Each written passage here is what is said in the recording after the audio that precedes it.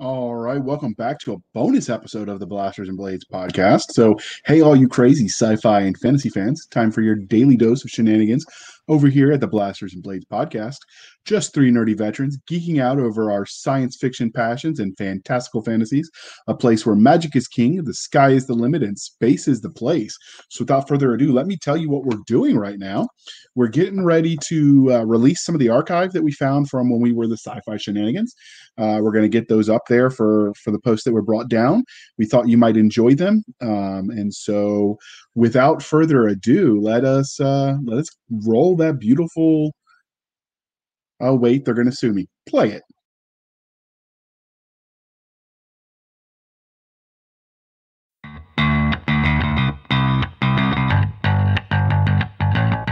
Hey, all you crazy sci-fi fans. Time for your daily dose of insanity over here at the Sci-Fi Shenanigans Podcast. Just three nerdy veterans geeking out over our science fiction passions. A place where the sky's the limit, space is a place, and nerds run the world. And without further ado... All right, welcome back to another episode of the Sci-Fi Shenanigans Podcast. Today, we are here without our intrepid co-host, Chris Winder. Unfortunately, he had an attack of the vapors, otherwise known as a migraine, so he was planning on attending this one, and he regrets that he wasn't able to, but anybody who's ever had a migraine should understand how miserable those can be. And so hopefully the crowns that were flavored appropriately will help get him through, and he can manage not to overdose. But in the meantime, we have our very special returning guest, the one, the only Mr. Scott Bartlett. Hello. Welcome, welcome. So Scott, we'll do the introduction of you. Scott was born in St. John's, Newfoundland? Am I pronouncing it anywhere close? Newfoundland. I think probably one of those was pretty close to that, but everyone gets it wrong, so don't feel bad. All right, outstanding. So it's the easternmost province of Canada. He loves long walks on the tundra and stimulating conversation with the local moose population. He's never worn the red coats of the Canadian Mounties, but during his decade-long journey to becoming a full-time author, he supported himself by working a number of different jobs, including salmon hatchery technician, grocery clerk, youth care worker, ghostwriter, research assistant, pita maker. Do you still do that? Because that sounds good right now. No, but I want to know how you knew about the moose conversations. That's not online anyway. We've got our ways. The CIA, they've been following you. And of course, as a freelance editor, now he's a full-time independent author and all-around cool dude from the snowy regions of Canada, although I am told at this very moment there is no more snow in Canada. I'm looking out the window right now, and I don't see any, so confirmed. Outstanding, outstanding. And if he doesn't see it out his window, it doesn't exist, people. That's just the way we roll. All right. So did we get everything right? Cisca, go with it. It's my science. I don't like snow. Okay, well then we agree with you. Snow is the devil. I firmly believe that the road to hell is paved with snow. It is. That fire thing was just a myth. Now that we've established that. So did we get it right, Scott, as we shamelessly stole it from your Amazon page?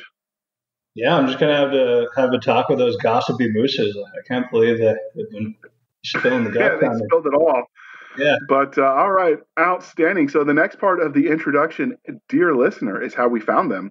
So I first met Scott in one of the various speak much today, science fiction groups that I'm in, and he was looking for arcs for his Mech War series. It was awesome, by the way. You should definitely read it. I've written reviews of all of them, so if you don't believe me, you can read what I had to say at the time. He ended up being extremely nice, and he's seriously one of the most fan-friendly authors I know. He literally writes back to every email he receives. He replies to all of them. Aww. Seriously. And I loved his mech book so much that he's one of my auto-buy authors. So as soon as he writes it, I buy it, even if I don't have time to read it right away, just so it's there waiting. And we've stayed in touch since, and the rest, as they say, is history. So what about you, Cisca? How did you meet the one, the only, Mr. Moose Talker, Scott Bartlett? Well, you said, we have a podcast with Scott. And I went, okay. And then you walked out of the room after, and I went, and I'm going, oh, hi, Scott. And he goes, do I know you? And I went, nope, but you will now. Very stalkery. I approve. So one of the many joys of a teenager is he thinks he can sing, dear listeners, Sometimes he thinks that means volume, unfortunately, so I had to go tell him to can it a little bit softer so we could record. Aww. So, because, when you're 13, louder is better, I guess. That's what I remember. So I seem to remember having some of those same conversations as I was blaring Guns N' Roses back in the day. But all right, so let's not reminisce about how old that might make us be to the listeners who have like, oh, who's that? And Cisca, you can ask the first question. So, on to religion. What is your religion? Star Wars, Star Trek, or Firefly? I like that we're getting this out of the way right away.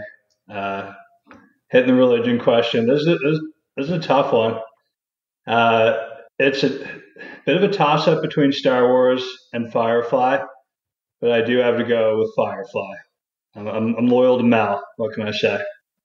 Is Mal loyal to you? Probably not. If he pays him, if he has enough credit, he is. He's loyal to the brown coats and Serenity. They really should have done a series about the brown coat war. You could say they should, or they're going to? No, they should. Yeah. They should expand that universe. There was so much depth to it, and they just murdered it too soon. Fox, those evil people. Yeah, we got robbed. We did. Murder, it's what happens when Fox does sci-fi. So, what do you love about science fiction as a genre? I'd say there are two things, and they're kind of contradictory of each other, but oh well. One is just the possibilities of the genre. Like there really are no limits in terms of ideas you can play with or new technologies you can bring in.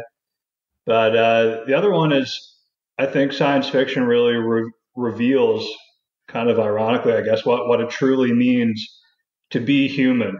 Like out there in the deep dark of space, everyone is like their quintessential selves, and you just have often yourself to fall back on, and maybe your crew to rely on. And humans are superhuman, not in the superhero sense, but they're extremely human, and robots are extremely robotic, and aliens are just so alien. And I just feel like it casts everything in a sort of essential light, and it gets down to the basics of mainly what makes humans humans. Very cool. What was your first memory reading, watching, playing games of the sci-fi genre? I think it was actually A Wrinkle in Time by Madeleine L'Engle. I think that's how it's pronounced. But other than that, the first game, StarCraft for sure. And Ender's Game was one of the earliest, and that's probably the most notable for me. The book? The book, yeah. Okay. The movie was okay. I'm surprised I watched it because normally I don't risk the movies with a book that I love, but it was okay.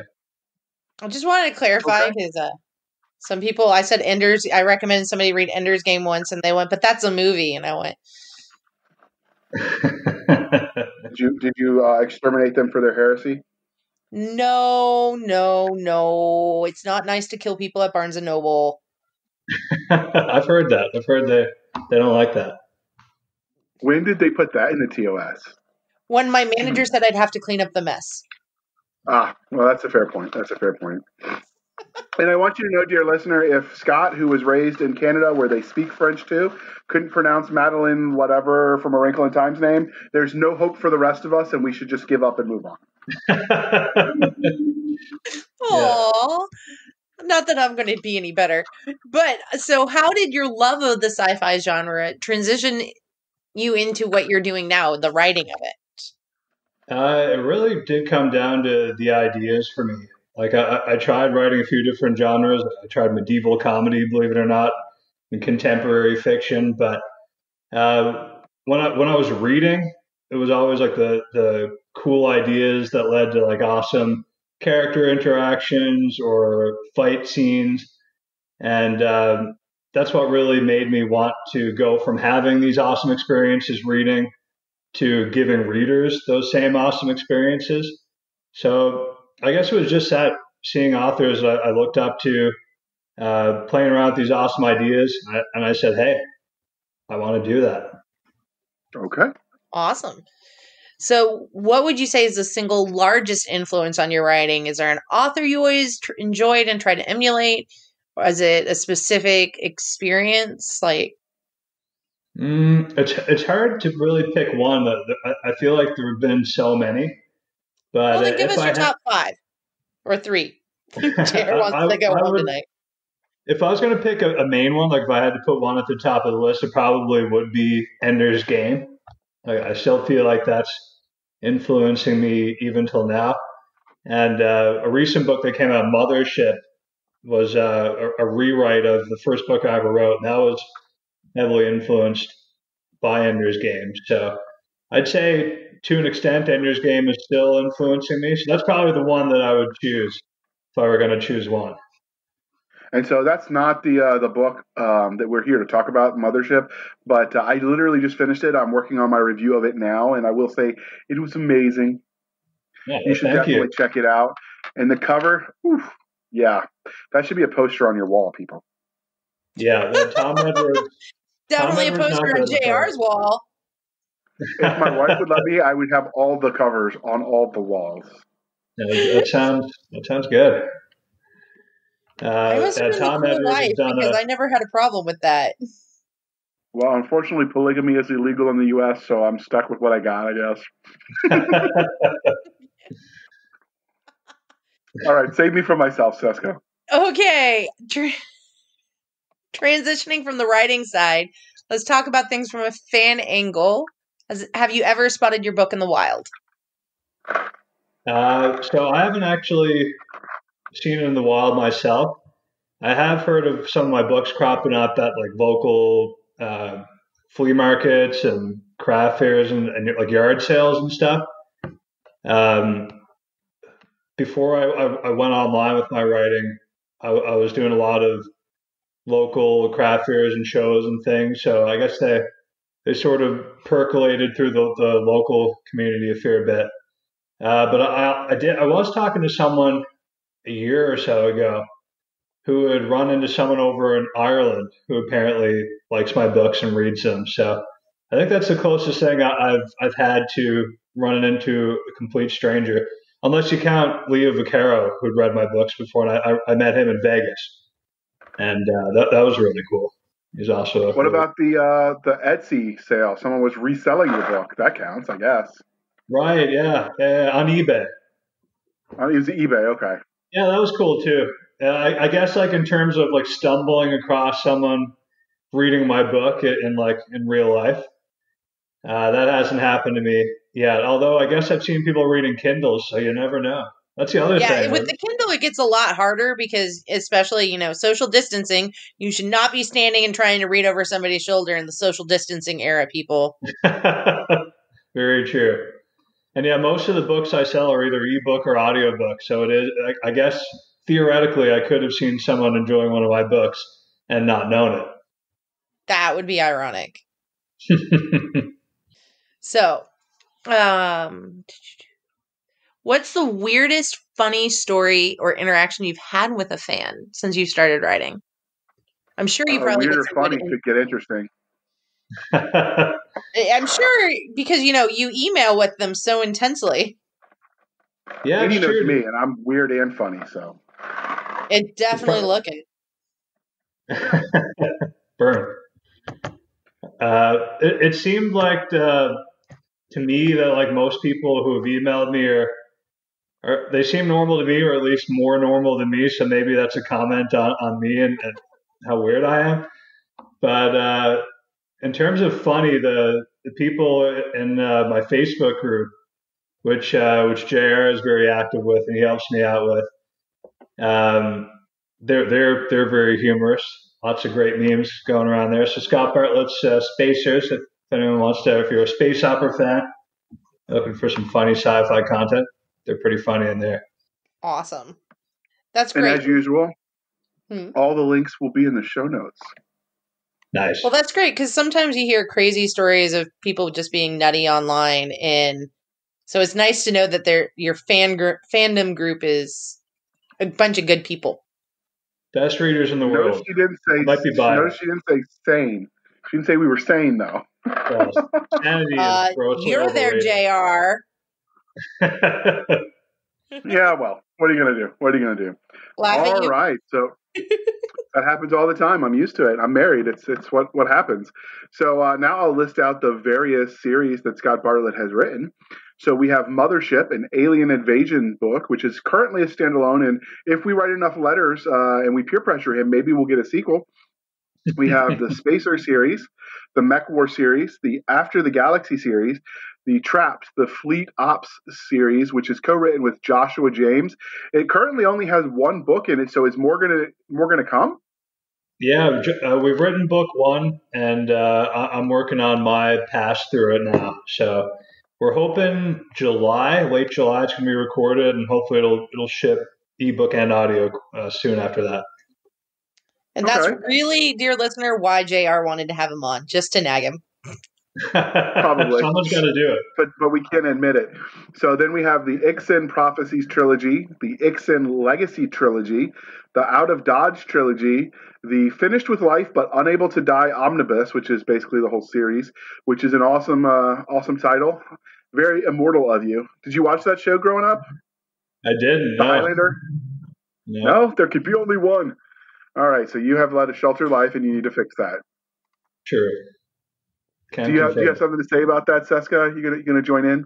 I was gonna say, yeah, it's gonna be really hard for him to write your book while he's trying to watch a TV show you've given him homework for. This is true. Don't watch it. It's not that great. Ignore it. The TV doesn't exist. In fact, Netflix doesn't exist. Amazon Prime doesn't exist. Hulu just went out of business. There is nothing but your keyboard. Mush! I accept everything you just said. All right, outstanding. Then we have the Royal Flush, which is a standalone. We have the Proletarian, Taking Stock, and he's been in 2 anthologies. So we have Explorations, Colony Anthology, and then the Stars in Flames, a military science fiction anthology box set. So that box set, is that a reprint of or a full novel collection, or were they actually short stories? They are novels, so the first After the Galaxy novel currently appears in there. Okay, so it's technically not an anthology, it's a collection, but gotcha. That works. But since I don't know how to time it as well, we've just arbitrarily decided recently that after we read all the books that he's written, that's where we're going to start putting our commercials, because with some authors that getting to know you section can last upwards of an hour. But Scott is very polite because he's Canadian, so he didn't take an hour to tell you. He wanted to save all the goodness for his books. So before we do that, we're going to pause for a second while we shamelessly shill for the man. Magnus watched as the 3 Jujari warriors stood up on their hind legs and drew their swords. The good news, he thought, is there aren't more. The bad news was that he didn't want his MAR-30's report attracting any more contact, but he highly doubted he'd be able to beat the enemy without his primary weapon. He lowered his blaster's output, deployed the spring-loaded bayonet below the muzzle, and then pulled his serrated combat blade from behind his chest plate. "Awen," Magnus yelled, "I want you to run." "What?" "Run!" Hey, this is Christopher Hopper, author of the Ruins of the Galaxy novels. If you love a good adventure that mixes space opera and military sci-fi, then I think you'll love Book 1 in my new series entitled The Eve of War. It's available on Kindle at just 99 cents for a limited time. Books 2 and 3 are also set to release in the next 2 months, so if you're looking for your next sci-fi binge, you've come to the right place. Visit ruinsofthegalaxy.com or check out the books on Amazon for an adventure you won't forget. This is Christopher. See you in the ruins. All right. Thank you for sticking with us with that premature commercial interlude. We still have Scott Bartlett with us. We have not scared him away. Cisca was even nice to him. She's not nice to very many people, sir, so you're moving up in the world. Sweet. I'm a medic. I'm not supposed to be nice. No, not at all. Bedside manner? What's that? And while all of the books that I just read before that commercial interlude sounded interesting, today we're going to talk about his Spacer series, more specifically the first book, also titled Spacers. So where did you get the premise for this universe? How did you come up with the idea for this series? Was it psychedelics, a Ouija board, overindulging in Canadian maple syrup?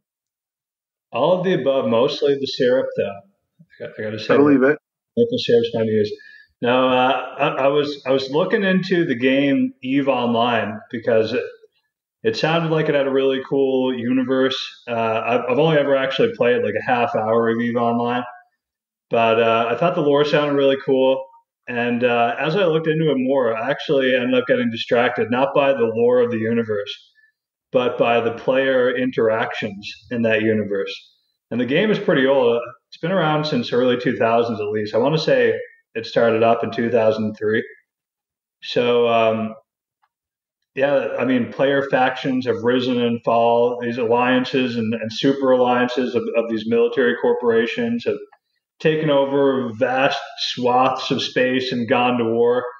And I was incredibly fascinated by it, and it really got the creative wheels turning, or the creative maple syrup flowing, or whatever it was, and sort of kicked off the inspiration for Spacers. I also, another big influence on it was the Horatio Hornblower series. I thought that was a really cool character. I don't think I'm alone among space opera authors in being influenced by those books, but the main character of my book, Tad Thatcher, is definitely has some similarities with Hornblower. And fans of those books will definitely see some of him in Tad.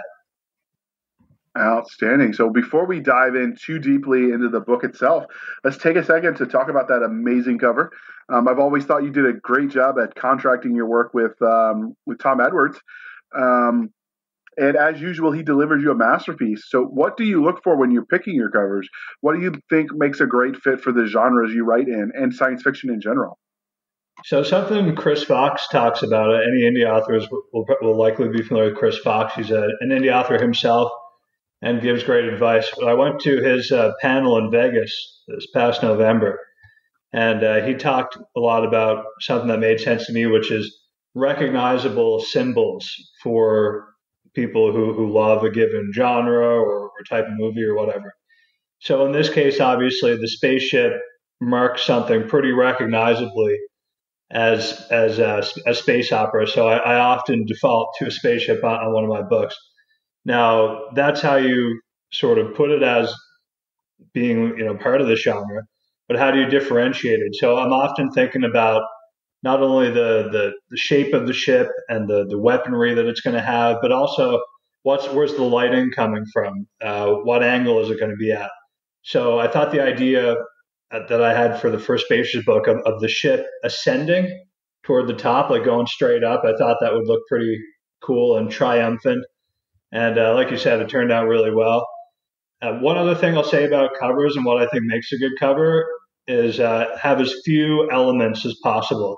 I think covers that are too busy, the reader's eye tends to sort of gloss over it as you're scrolling through the Amazon thumbnails, and that's really all you get to catch their attention is that thumbnail. So you want to have one main element and maybe one or two secondary elements, but you want the viewer's eye to be drawn to that main element, which is going to be exciting, which is going to hopefully draw them into the book because they know it's in a genre they love. But did you get a chance to look at the link I sent you with the cover image? On Facebook? Or? No. I sent it to Cisca at the bottom of this chat so she could see the cover for Spacers. Oh, cool. Oh, you wanted me to pay attention? Yes, I like the cover of Spacers. I do look at these things before we interview people. Sometimes. Okay, sometimes I was just checking. I really like that one, so I just wanted you to see. I like it too. It kind of reminds me of another group's cover, but style. You don't want me to talk about Pain. I like it. We won't. It has some of the similar concepts, like the strong art. Definitely, you look at that and you know it's science fiction. You know there's spaceships, which are cool. So, Scott, we're working on her in a 12-step program because she's sort of addicted to Anne McCaffrey and to Bane books. I think she might be the original Bane Barfly, but I'm not quite sure. No, I'm not. Prove it yet. I'm too thin to be the original Bane Barfly. There are worse addictions to that. Yeah, but so we almost can oh, it's that time. She's mentioned Bane. Okay, in about 2 minutes we're gonna have a McCaffrey reference. But it's okay. We forgive her anyway. All right. So now that we've talked about those amazing covers, let's move on to the book. Somebody has to be an educated reader. Now let's talk about the book itself. So what do you think makes Spacers special? So a big part of it, I think, is how much thought I put into the space battles, the big ships duking it out, and what tactics the characters, and specifically the main character, Commander Tad Thatcher, what he's going to either have to plan in advance to defeat the enemy, or more likely have to improvise on the fly because the enemy has thrown something at him that he wasn't expecting in the least. The other way that I try to sort of differentiate it, I guess, is by focusing on the characters and having that human element. So, for example, a big part of Thatcher's motivation is that he's gone across the galaxy to work for a private military corp, and of course the aliens attack, and the wormhole connecting that side of the galaxy, which I've called the Dawn Cluster, with Earth local space collapses. So he's a galaxy away from his pregnant wife, and that's a big part of his motivation, to sort of figure things out in the Dawn Cluster so he can get back to her and make sure she's all right. Oh, she's going to be angry when he gets home. Yeah. Possible. Maybe he wants to stay and wait for the baby to be born and come back when all the work is done. But we won't know until we read it. That's just when the diaper changing starts. Well, that's what he's trying to miss. Why do you think he started this war? Plot twist. So you mentioned about the tactics that you use when what makes it stand out. So do you actually have like little figurines of your ships, and you do the pew pew in space with your little spaceships to reenact the battles? No, but I think if I did that, I would never get any writing done because I'd be having too much fun. Fair enough.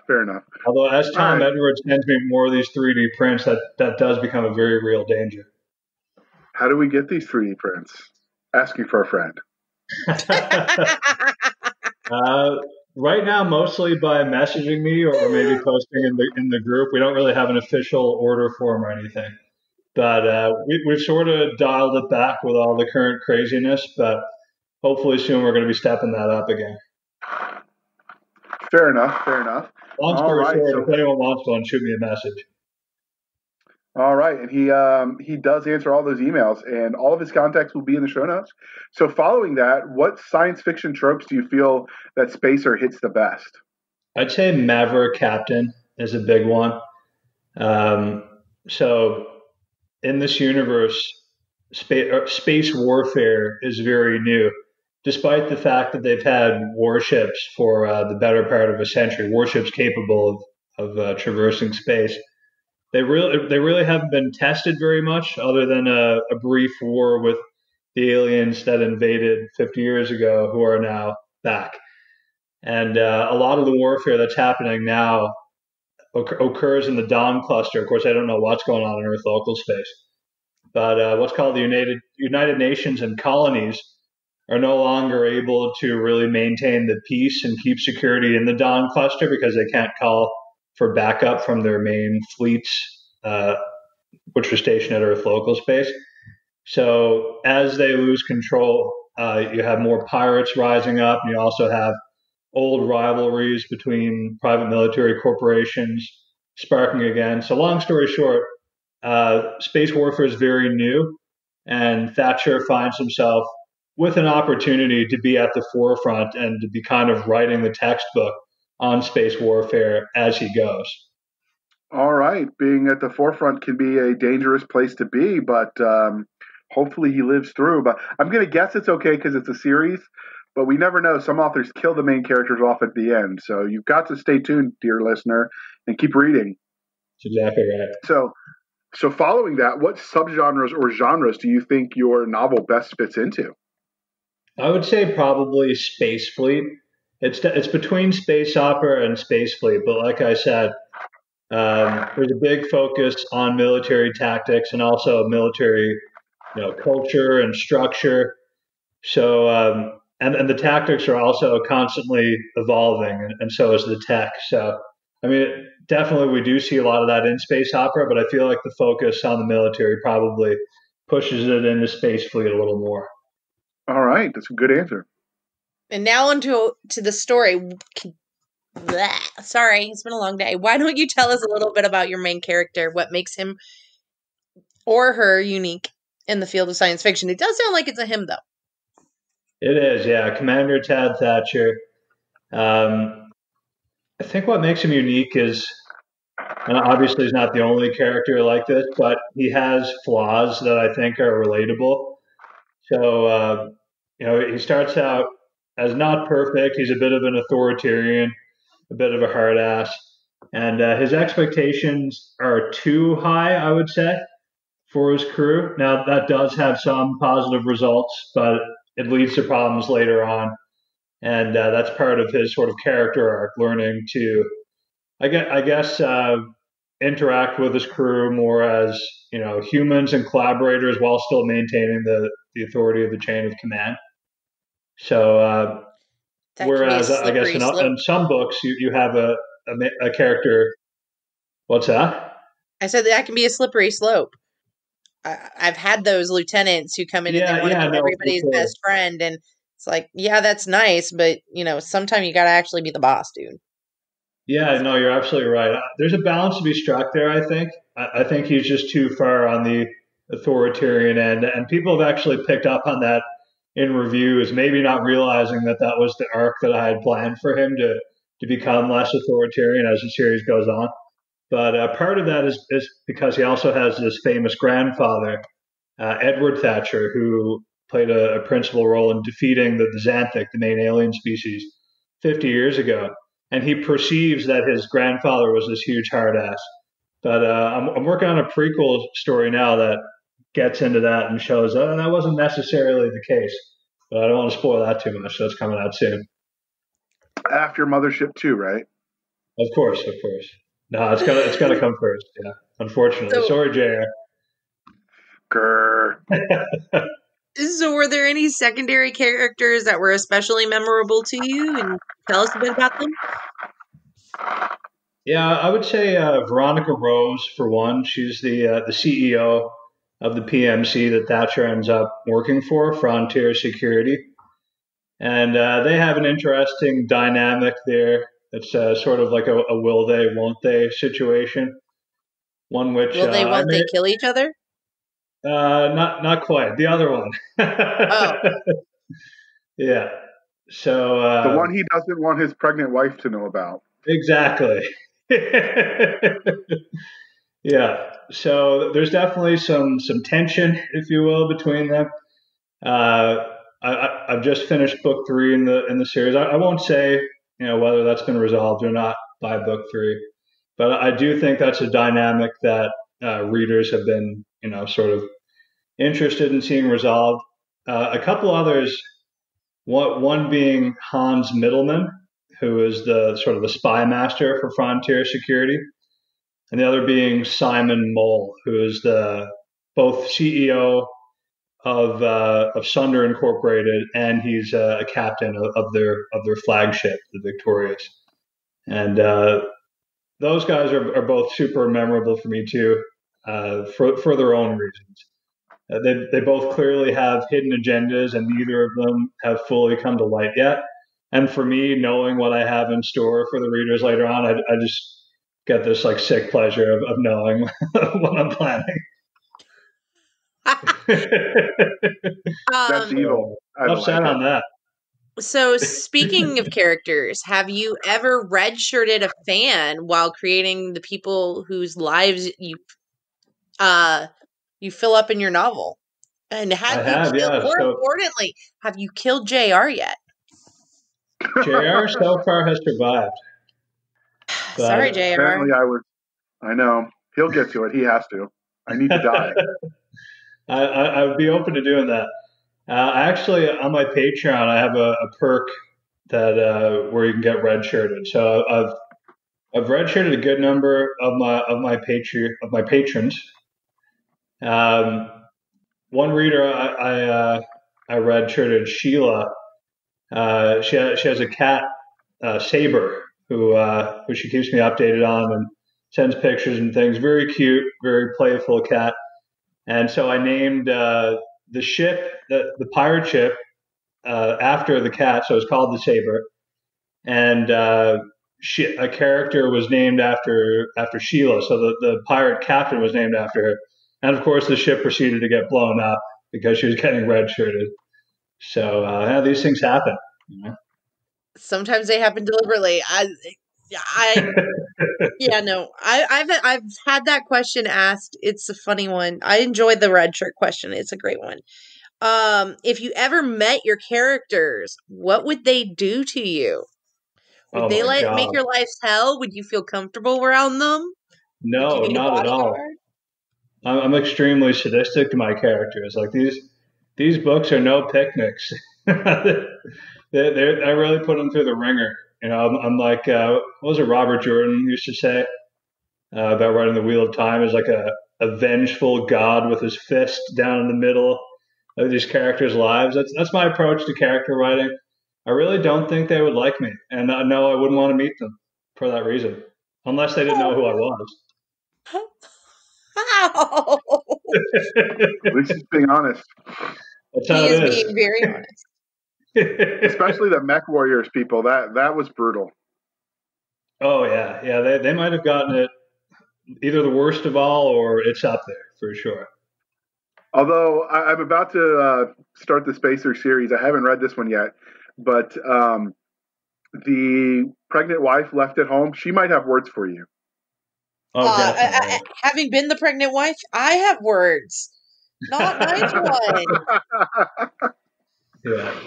I would get a proper earful from Lynn for sure if she were real. Okay. Do we get to see more of her, or does she always sort of stay in the shadows off screen? I can't tell you that, Jeremy. We're getting into spoiler territory with that one. All right, fair enough. All right, then you can ask the next question since he won't humor me. You know what? Get your fan jellies by reading the book.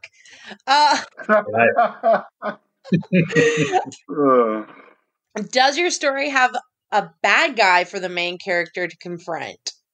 They do. So that they have the Xanthic. That's the main alien threat, and that's sort of like the way that I do that is sort of similar to The Expanse in that there's sort of a looming background threat that's developing in strange ways.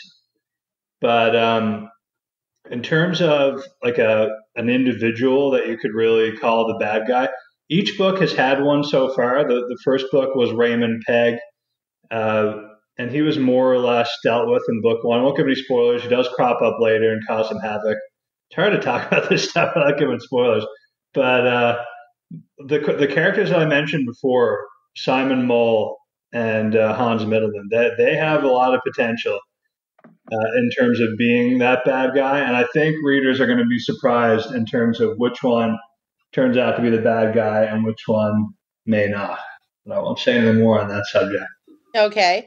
So what can you tell us about the universe? And worlds, the protagonist is a really big part, but can you tell us more about the expansive world that you've created within this? Sure, yeah. So like I said, the Earth local space connects, or wormhole connects Earth local space with the Dawn cluster. And that's very similar to EVE Online in that the wormhole collapses. Now, in EVE, it happened in distant memory. I don't think it's even recorded history that the wormhole collapsed. They're just kind of the civilization that's grown up and never really known Earth, as far as I remember, in the EVE lore. In this one, we've been in the Dawn cluster, which has an unusually high level of natural resources for us to exploit. We've been there for about 100 years. So we have built up a fair amount, but the collapsing of the wormhole is fairly sudden. And it's not confirmed whether it has to do with the aliens or not. But it does happen simultaneously. Totally blaming the aliens over here. There's a decent chance that it does. What's that? I'm totally blaming the aliens. Yeah, when in doubt, blame the aliens. Humanity first. The other thing I'll say about the world is the title is very important. The word spacers is very important, and that is a big clue as to what is going to come in later books. Okay, that sounds interesting. So, speaking of books, and later in the series, Spacer is clearly part of a series. We know because it says so on Amazon, and you just told us there are currently 3 books out. But is their story done? Will there be more from these characters? Where do you see it going? What's next? The story definitely isn't done. I could see the series will go to 6 books minimum, but it could go as many as 15. So I have a real trying to go for the double digits there. Yeah. I have a really big arc planned for this. There's a lot of, like, as you can probably tell, mysteries that I've sort of hidden, and some grim happenings on the horizon, which have yet to come about. So you're definitely going to be seeing more from Tad Thatcher and Veronica Rose and the crew. In terms of where I see it going, yeah, I mean, 15 books, hopefully, provided the reader demand stays with the series. In terms of the plot, all I'll say is I think it's going to be a wild ride. I've definitely had a lot of fun coming up with it, so hopefully that's a good indication. Okay, and since this is science fiction and advanced technology is the one main reason, aside from killing aliens and getting paid, I think that's what your friend Chris Kennedy said. But since the tech is part of why we love science fiction, what can we expect from this book? Teleporters, faster than light travel, ice cream machines at McDonald's that actually work. Spill it, sir. Well, that's a pipe dream. That's never going to be invented. Not even in Canada do they work? No. I gave up on those long ago. But Chris is right. There's definitely going to be a lot of killing aliens and getting paid. In terms of the tech, one thing I like to play with there's a ship that fills the role of what's called a logistics ship, and they use maser technology, which someone posted about in their group recently. And I said, hey, just like in Spacers. So it's like feeding energy via microwave beams. So these logistics ships are intentionally have a lot of capacitor capacity, and that they use that energy to bolster other ships' shields if they're under fire. Another thing I'll mention about the tech is that the ships are modular in their construction, and they're designed so that it's easy to swap modules in and out. So if you do need more capacitor power, maybe you take a repair drone bay out and put in a capacitor module and things like that. There's also missiles with laser warheads, so that's pretty cool. Those are for hosing down the shields so that other ordnance can get through to the hull. Lasers are cool. Right? That's all I'm saying. Pew, pew. All right, Cisca, you get to ask your famous favorite question. Tell us about your aliens. All right. So the Xanthic, they're very mysterious. We're not really sure what's going on with them. That one strange thing that they do is when Earth local space gets invaded, it actually happens with the aliens appearing underground in pods. So a colony discovers these pods underground growing, and the next thing they know, aliens are bursting out of them and conducting a ground invasion of the colony, not from space, from underground. And then the same thing happens on Earth. Thatcher learns about this while he's en route to the Dawn Cluster, and that everyone on Earth, there was an evacuation begun to the lunar colony, and that's kind of the last news he hears about his pregnant wife. So that's obviously stressful for him. The aliens, the Xanthic, they're very mysterious. They haven't communicated with us. We've only really seen unexplained aggression from them. It's assumed that they want our colonies, but basically what we've seen is just them laying waste to whatever we have, and we have no idea why they might be doing that. So very mysterious, very mysterious. So when you go about creating the aliens, did you let nature inspire you? Did you create them out of whole cloth? Did you think, what would just be the absolute weirdest thing, and we'll do Attack of the Potatoes? I think I may have my alien species for my next book. So thank you. But no, nature for sure has always been a big inspiration for me. for example, for my longest running series, the Ixen Prophecies, which goes into Mech Wars that JR mentioned, the main bad guy alien were reptiles. There was also a fish species and a bird species, which kind of evolved on the same planet. They had the strange coevolution. One reviewer somewhat unfavorably called it a zoo set in space. So, but I think I make it work, but maybe I'm biased. As for the Xanthic, they're very insectile, and the word Xanthic is an obscure word that means yellow. So they're like these sort of papery looking yellow giant insects with size for arms or scythes, or how is that pronounced? This is the problem when you learn words from books. I never know how to pronounce anything. Size Neither for does arms. JR.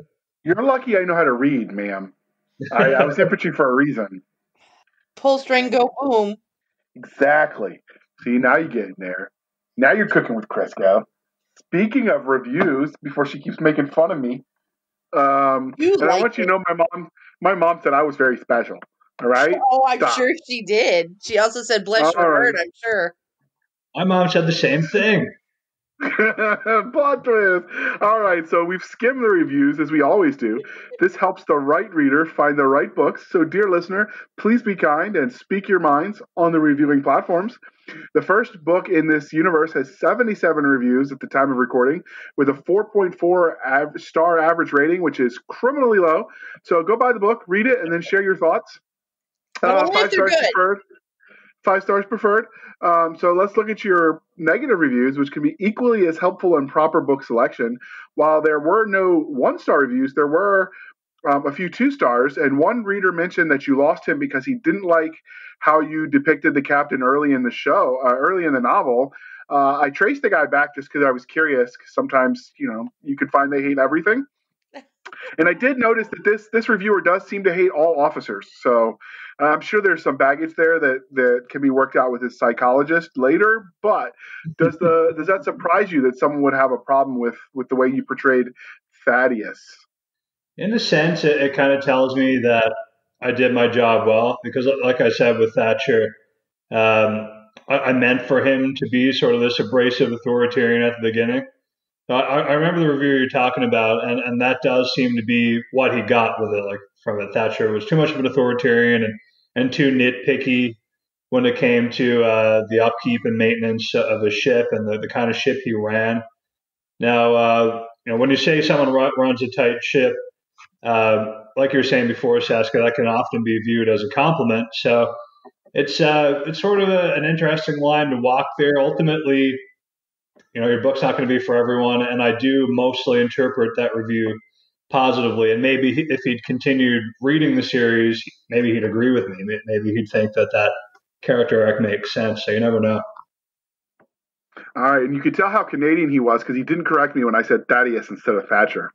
But it's like the law of the land or something. They're not allowed to be mean in Canada. It's written in something, I'm sure. Have you ever met Sheila Kennedy? She's like the nicest lady ever. See, it's like the law of the land in Canada or something. It must be something in the maple syrup. If we're not nice. That's right. Yeah, I believe it. So the other negative review mentioned that they hated the book because it ended on a cliffhanger. So were they right? Is there really a cliffhanger ending? They are right. I do like to think that I strike a balance. You didn't write to be continued, did you? You know what? I have done that, so I don't think I did it in this instance, but I can't claim total innocence because I have done it. So. Don't ever do that. That's the worst freaking ending. It's too late, Cisca. It's been done. I'd rather have you end it in the middle of a sentence than write to be continued.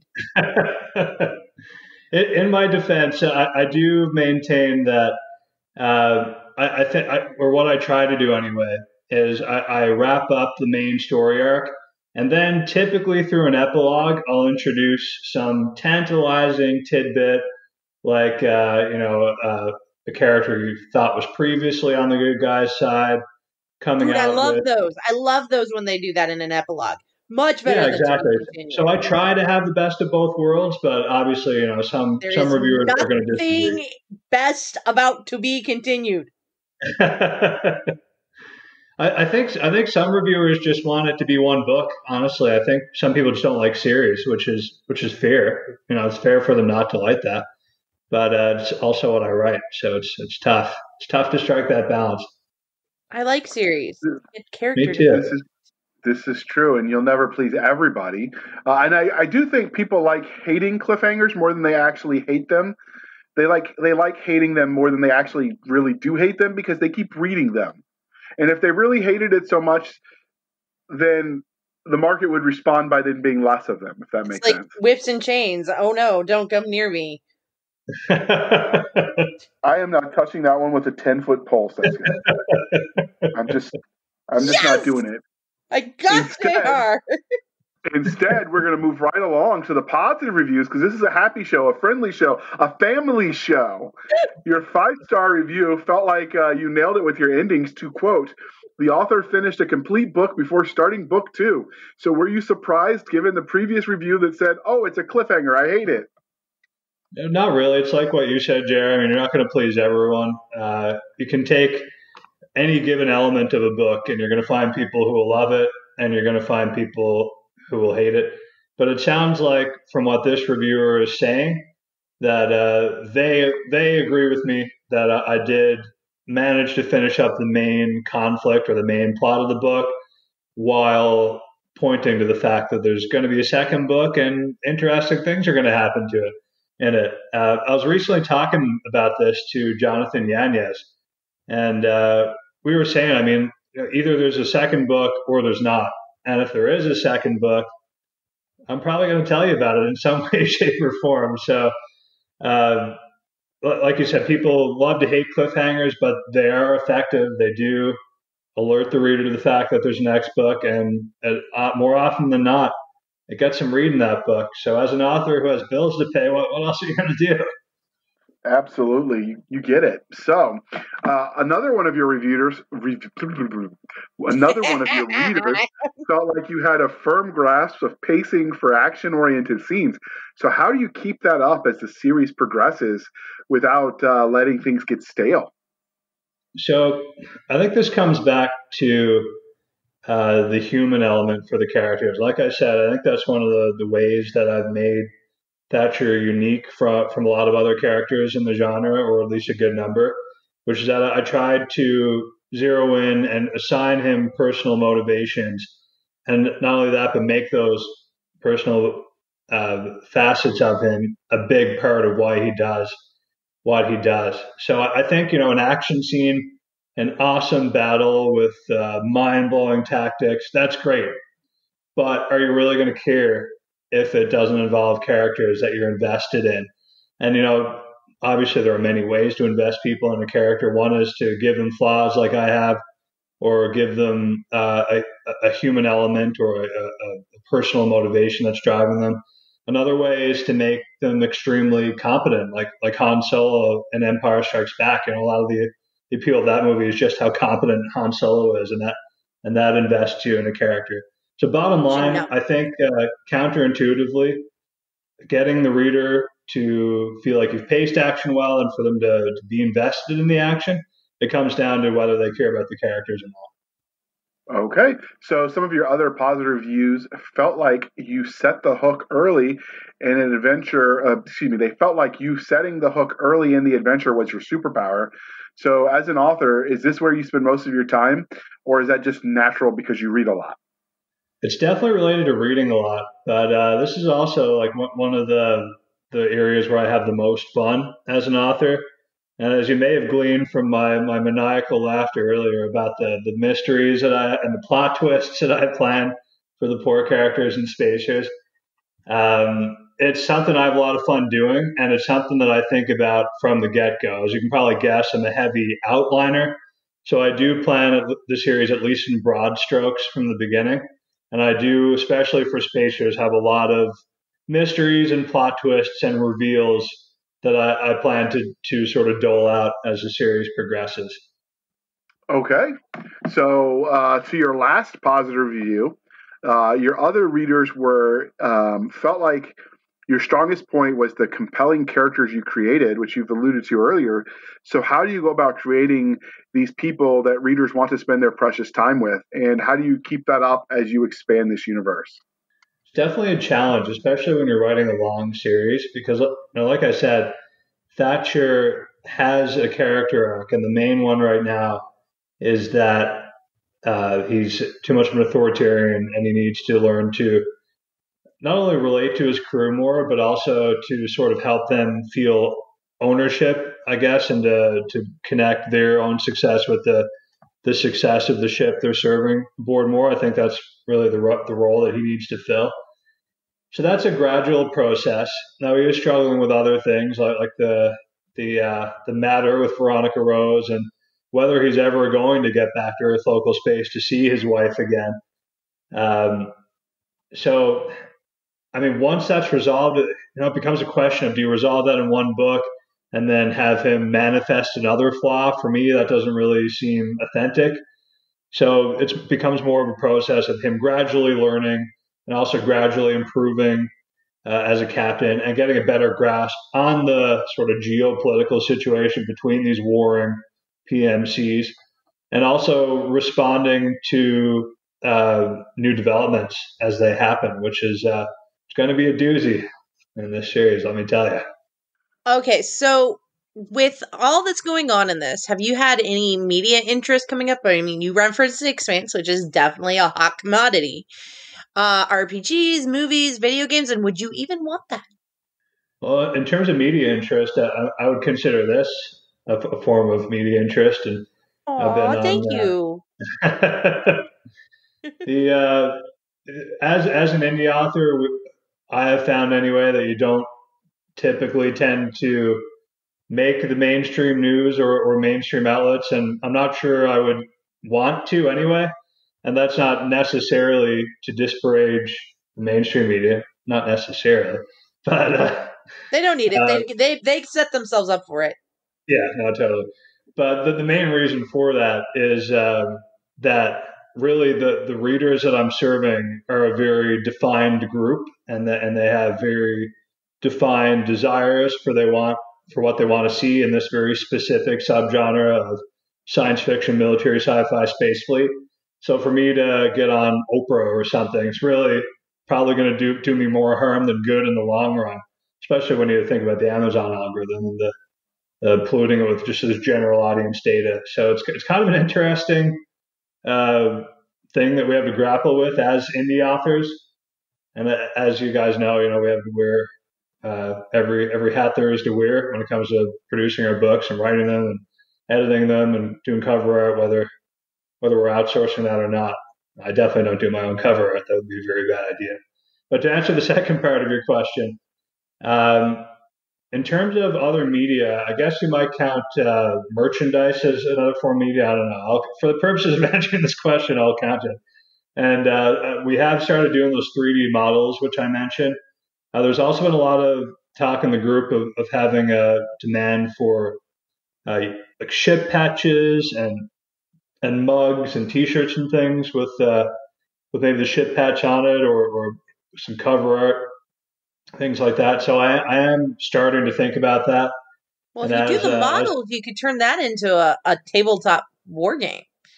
Yeah, actually, on another interview I did, that was mentioned, and the interviewer was talking about maybe we should all collaborate as authors and sort of have my space fleets go against Chris Fox's aliens and Nick. But how would you beat his magic system?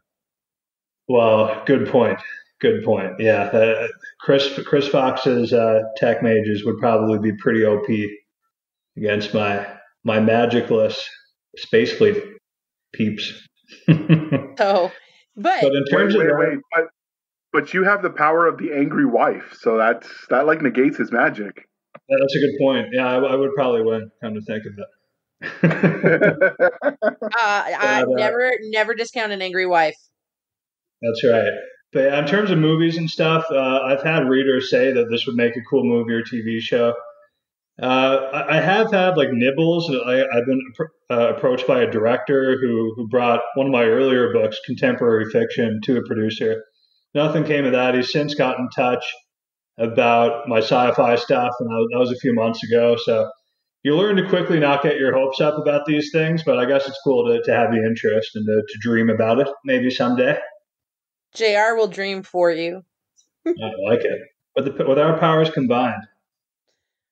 There you go, JR. That's right. Captain Planet, he approves. All right. So was there anything else about the Spacer series or book one in particular that we didn't ask that you want to tell us before we move on? No, I think we covered everything. All right. So you set this series. There's just no hope. They better go buy it. So we also are petitioning Amazon to add a buy all button to the author page. So if they go to the page and like, oh, this guy looks interesting, buy all. We might break the infrastructure of the whole global economy if we do that, but we're gonna see if we can make that happen. You have my full support. I knew I would. So you set this in the hard science fiction subgenre of sci-fi. So what is your biggest pet peeve when you read about other books that address these strange probable futures? And obviously speak generally because karma is a thing. So ironically, I mean, hard sci-fi is obviously about being accurate with the science and being detail-oriented and never straying too far outside our current laws of physics. And that's something that I could stand to get better at. One thing is, I mean, if you have FTL travel, you've already broken relativity. And I don't really see a way around that. You could take the expanse route and just make it around the solar system. I think Brett Bruno's Titanborn series has that too. But, FTL travel, there you go. You've already, in a sense, thrown hard sci-fi out the window. Now, when it comes to the minutiae of like the tech and the way the weapon systems work and things, and the position of the planets and gravitational forces and all that good stuff, I do try to be as accurate as I possibly can. On to my pet peeve, and it's kind of ironic to say this. My pet peeve when it comes to hard sci-fi is when the books get too technical about the science and it just reads like a technical manual like for how to colonize other planets or something. So you don't read David Weber's later works? I haven't gotten that far with Honor Harrington, so I'll take your word for it. But there is a point at which you just want to say, yes, David, we get it. Lots of missiles. No comment. But no, I mean, if I were to put out if I were to give an example of someone who I think does the hard science thing really well and strikes a good balance, I would say Joshua Dalzell's Black Fleet trilogy. That's someone who I really kind of look up to, I guess, and he inspires me to be better about the hard scientific details. A.G. Riddle does a pretty good job with that too. I've been meaning to check Extinction. The Extinction File series was pretty good at balancing that. Nice. So what about? Well, you've already mentioned hard sci-fi as it should be with Josh Dalzell. So you've also set this series in the colonization subgenre of sci-fi. So what is your biggest pet peeve when you read about other books addressing people's search for new homes among the stars? And again, speaking generally, because karma is a thing. Yeah, to be honest, I haven't done a whole lot of reading of colonization. I guess you could call M.R. Forbes' Forgotten the original trilogy sort of colonization. But to say much more about that would be massive spoilers. Long story short with that book, just read it if you haven't, because it's amazing. But I guess just speaking generally, for me, it's important that you get the right balance of all these elements. So I've talked a lot about the human element and making sure characters have believable motivations. But I also think you can go too far with that stuff to the point where your colonization story is suddenly just a soap opera. So if I were to encounter that, I think it would probably irk me. I can't really recall any examples of having encountered that in colonization. But like I said, I really haven't done much specific colonization reading. Okay. So do you have any that you think tell the stories as they should be? M.R. Forbes, Forgotten Trilogy, like I said. I really enjoyed the Colony anthology that I was a part of, the Nathan Heistad Explorations anthology, which was focused around colonization. And if I can self-plug a bit, I guess why not? The story that I wrote in that, what was it called? The Colony of Imago, I believe. I had a lot of fun writing that. It's totally unrelated to anything else I've written. It's not set in any existing. Well, that was the whole deal with explorations. It had to be set in the explorations universe. So that was really cool to sort of cut loose and just get really inventive with that.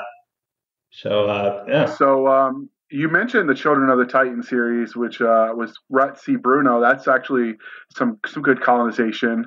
The Forgotten one by M.R. Forbes, the Forgotten Starship series, is good. You've mentioned Joshua Dozell's Black Fleet, but he also has the Terran Scout Fleet, which was actually space colonization series. Amazing. If you haven't read it, check it out. And then Jasper T. Scott, I think is his name, and Ken Lazito do pretty good in that space. Totally, yeah. So I'm pulling from memory because I haven't actually listened to those, and I've been doing almost exclusively listening lately. So I have to try to remember back when I read the written stuff before COVID shut the schools down. Yes. Now about the only time I read, if you will, in air quotes, is when I'm listening to it on a audiobook while I'm walking to exercise, which is also getting away. It's not escaping if you come back. So there you go. I come back. So the next question is yours, Cisca. Yes, the next question is mine. Okay.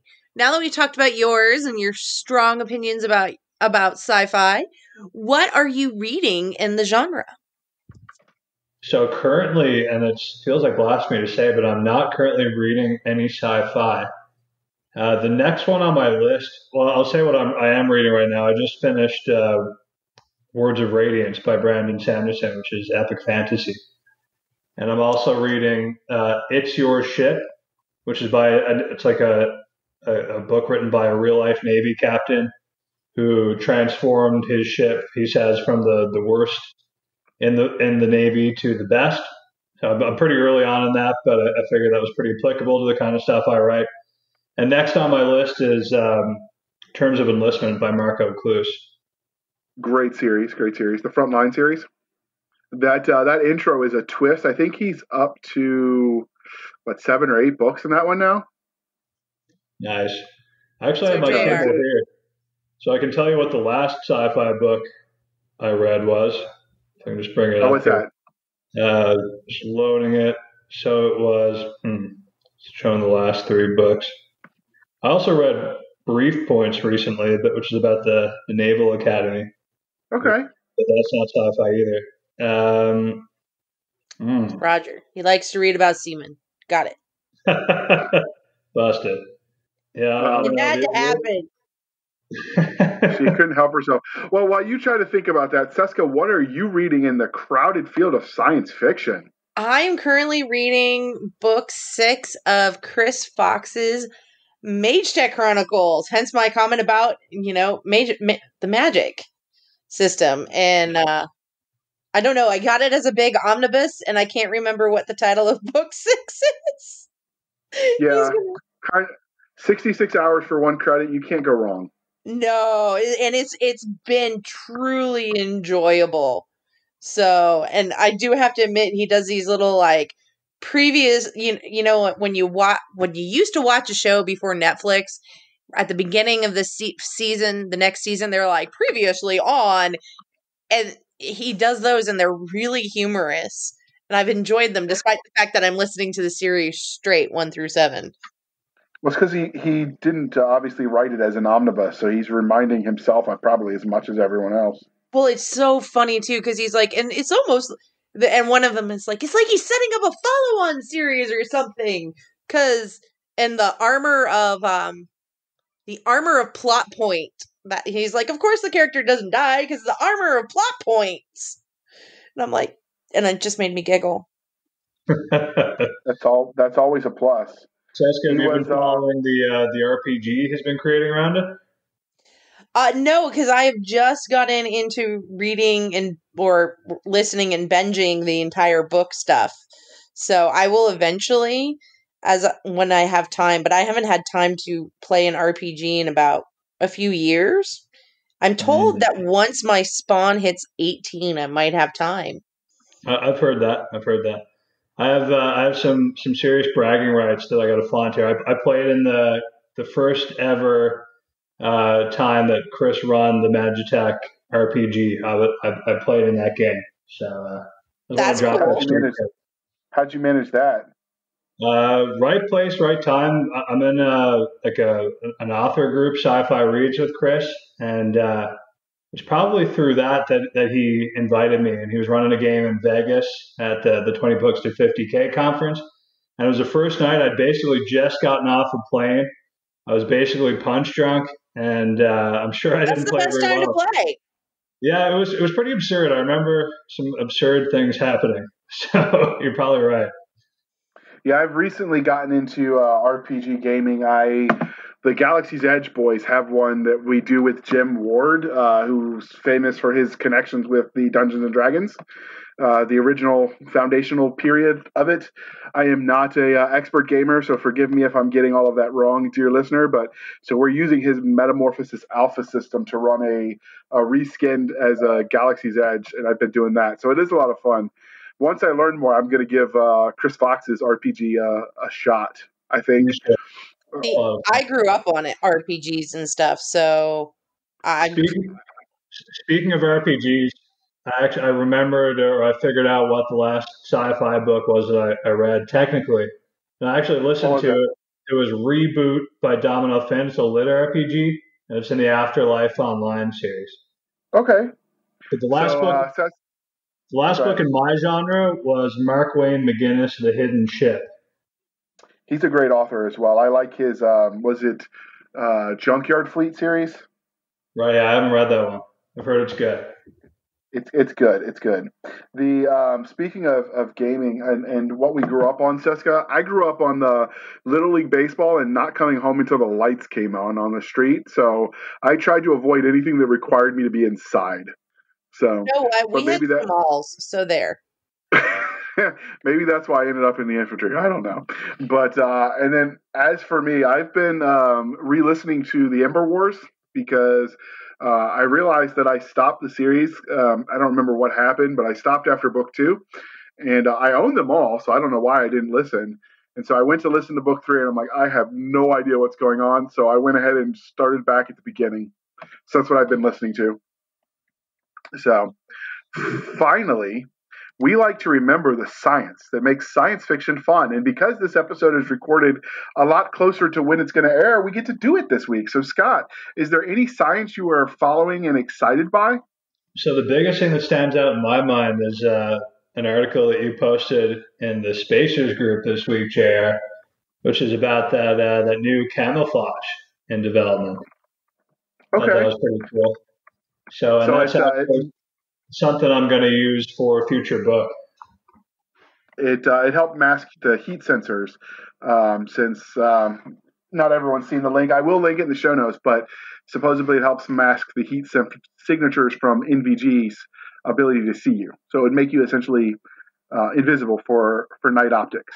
So what about you, Cisca? You can claim Chris's episode since he had to bail. I can claim Chris's episode. You mean the Hubble episode? Yes, that his article, not his episode. Yes. The Hubble captured cosmic reefs, which in their stunning 30th anniversary image is the title. So I love it because I love looking at space pictures. I find them calming because I'm a dork. It goes into the history of some of the space images. Winder did point it out to me because he's a Marine and, they need lots of pictures. This is a picture book for him. But for me, it's just calming. It's true. Pictures are good for him. So, all right. And so I have the article is the SpaceX SN4 Starship prototype passes key pressure tests. So I think the article says it all, but we're going to go into it anyway. This is another article from space.com where they tell you everything you need to know in the article title. But they really could use an editor, and Winder tells me he is still available if they need a copy editor. He'll be happy to help you out. But from There the are article, a lot of people that need copy editors these days. yes. So from the article, Starship SN4, Sierra November 4, just took a big step toward a test flight. The newest prototype of SpaceX's Starship Mars colonizing spacecraft just passed a critical pressure test, likely setting the stage for a test flight in the near future. Hopefully, COVID-19 won't pause that too much. Starship SN4 survived a cryo pressure test Sunday night on April 26, 2020 at SpaceX's South Texas site near the village of Boca Chica, company founder and CEO Elon Musk announced. SN4 passed cryo-proof, he said on Twitter late that evening, or early morning Monday, April 27th, because the editor couldn't agree with which time the actual announcement passed, so they listed both. Again, copy editors are a thing. In a post that included a relieved emoji, Elon announced, "Great work by SpaceX engineering." The article goes on to explain more about the process and the significance of this cryo pressure test, but I'm not going to read the whole thing for you, so click the link and read it yourself, people. Reading is essential. I'm sure they know how. And they do want to know more. So basically, my thoughts are, it's awesome to be alive to watch us push back into the stars. We shouldn't have abandoned it after we landed on the moon. And anything that makes my eventual vacation to Mars to hit up that Martian Motel 6 is a good thing. Fully agree. Yeah, because I'm not up in the Scott Bartlett territory of awesomeness yet with my book, so I can't stay at like the Trump Towers or the Hilton on Mars. I've got to stay at the Motel 6. But hey, they will leave their light on for you. I'll probably be next. So Scott, where can listeners find you? ScottPlots.com is my website. PLOTS, like stories. Some people thought that Plots was my last name. That's not the case. To email me, scott@scottplots.com. Scott has 2 T's. I love getting emails. I love talking to readers, so shoot me a message. Otherwise, my Amazon page is a good place to see all my books. On my website, I have all the book ones listed, but if you want to see them all, then you can look me up on Amazon. Outstanding. And that's a good place to look. And all of his links will be in the show notes, including his Patreon, which I somehow missed and just added to the show notes today. You can find us on our website at www.sfs. Wow. You'd think I've never done this before. Again, you can find us on our website, www.sfshenanigans.com, our Twitter at SFS_show, Sierra Foxtrot Sierra _show. You can email us at podcast@sfshenanigans.com. All hate mail can be sent to Cisca at sfshenanigans.com. And our Facebook group is facebook.com/groups. This is what happens when they finally get you an email. It is. And again, our Facebook group, facebook.com/groups/SF Shenanigans. And that's a wrap, people.